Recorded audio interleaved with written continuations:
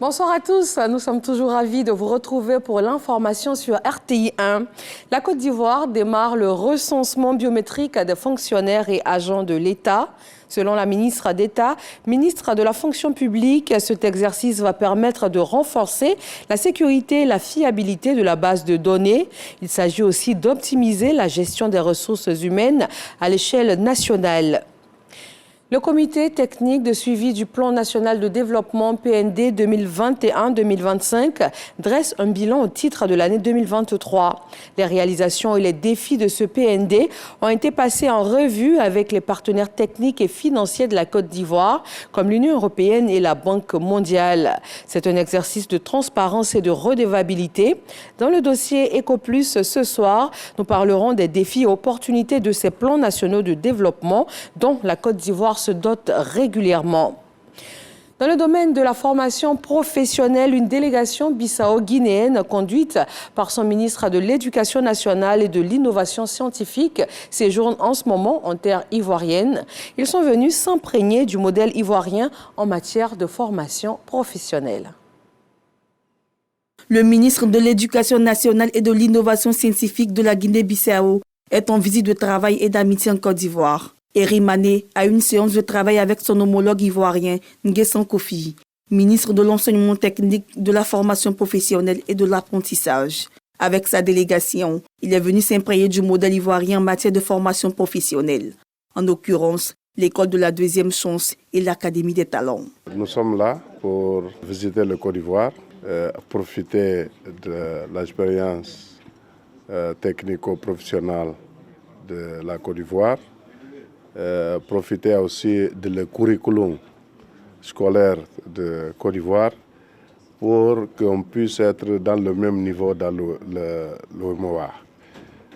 On sait que Côte d'Ivoire, en tant que chef de file dans l'UEMOA, a beaucoup d'expérience dans le technico-professionnel pour aider nos jeunes dans la Guinée-Bissau et dans le sein de l'UEMOA.